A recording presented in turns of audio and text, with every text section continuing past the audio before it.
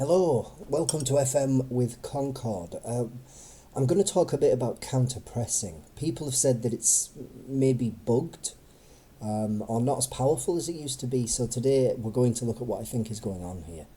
So we have a new tactical system moving from FM24 to FM26, and we need to understand the effect that that has had on some of our instructions.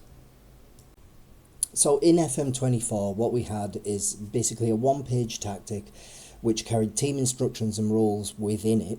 The roles down the left-hand side are split into 3 segments, and each of those segments references a phase of play that the engine understands.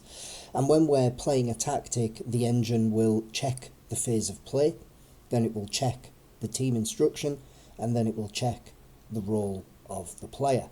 And it has to do it this way because they're 3 separate phases within the engine. And in transition has its own particular instructions. Now they will apply to the whole team as a blanket, and they will apply before any role instructions apply in FM24. So that's what we had. And as a result, counter-press was really overpowered because your whole team would press, and although it didn't win the ball back very often, it acted like a fire blanket that kept the opponent in their own half. And that's why it was so overpowered and formed the backbone of the meta, because it was very hard to defend against, because it wasn't really functioning like a counter-press that wins the ball. It was rather pinning the opposition back in their half. So that brings us to FM26, and now we've got 2-page tactics, and in transition as a phase has been removed. Now, that has a profound effect because it means that those in transition instructions, they are still here. We still have hold shape, counter press, regroup, and counter. They're still things that we've got, but they've now been moved, and they are simply instructions in the in possession side of our tactic or the out of possession side of our tactic. And what that basically means in the engine, the change, what's changed here, is that the engine no longer checks what phase of play you're in, then your team instructions, then your roles. Instead, that hierarchy of respect within the engine in relation to our tactics has changed, and now everything is hard-baked into the role. So instead of counter-press being this immutable blanket-wide team instruction where your team would press every loss of the ball as a team before they did any role instructions, now only certain roles will counter-press because some roles are designed not to. So now the engine checks the player's role first, and you will see in the roles, when you're selecting a role in your tactic, you will see that they have little player role traits. It'll say creative or hold position or cautious or drop deep. And these things, the player will always carry out their role duties above any team instructions. So the hierarchy of respect has changed. Roles are now top dog. Then the engine will check any team instructions. Okay? So that means that trigger press is no longer a blanket-wide, immutable team response. It means that the role will select who is able to counter-press and who isn't. And some roles, just by their very nature, a drop deep defensive midfielder, for example, they just will not counter-press. They will do a trigger press, that's a different thing, but they will no longer counter-press. Okay, so it's been toned down a little bit, and it isn't that it's been toned down, it's now working more intelligently. So it's moved from this defensive blanket response within a team that made it very overpowered, and now it's a more proactive press that we have. So it's no longer applied to the full team.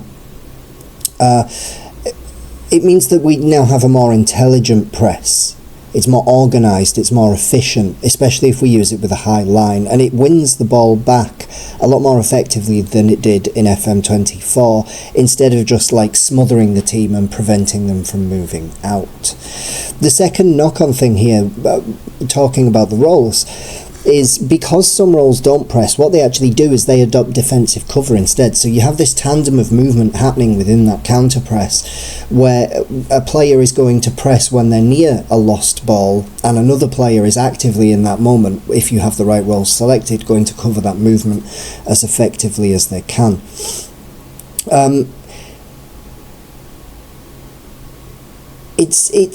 It has a more powerful use now in some respects, in that it becomes more of a game management tool for us. So if we're facing a team that has low composure centre-backs or low pace centre-backs, or it's the final 20 minutes of a game and your opponent is tired, or you're chasing a goal, or maybe you've just scored and you want to prevent the opposition from settling back into a shape and sort of getting their composure back or whatever, counter-press can be a really good thing now as a toggle, a game management tool to just introduce at that point.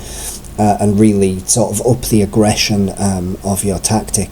It's still very strong, but I don't think it's as strong as it was in FM24. I have a sneaky feeling the trigger press these days can be a lot stronger if you apply it correctly. It will still be part of the meta build, but it hasn't changed. It's not bugged. It isn't broken. It's just that FM24 couldn't articulate what a counter press is as intelligently as FN26 can articulate what a counter press is. And it's working slightly differently now. It's not a blanket instruction of its own phase of play, rather it's simply just another team instruction within your in or out of possession phase, and it's best thought of now maybe as a game management tool. I think you can see in the examples that have flashed on the screen, in the games in the FM26 game, both teams are counter-pressing, but the focus of their counter-press is always on winning the ball fast, more than it is on being that smothering defensive action that keeps a team pinned back. And that sort of, in the videos we see it allows more opportunity to play through or to bypass that press. Players in their role combinations, they have more ability to be able to apply those two concepts. But also it means that when that counter press is applied and carried out, it's more organised in the way that it's done, with better defensive cover, and it's not just every single member of your team chasing a ball like a dog. And I think it's a much improved change. It does seem slightly less powerful, but I don't think it's necessarily something that you're just going to run all the time in every tactic anymore. And I think that the change has allowed it to become more powerful as a game management toggle in late games than it was in FM24. And I think that these highlights demonstrate that. I think it's a good change for all of the vitriol that the game has taken so far. The new tactics actually I think are very, very powerful. I like it a lot.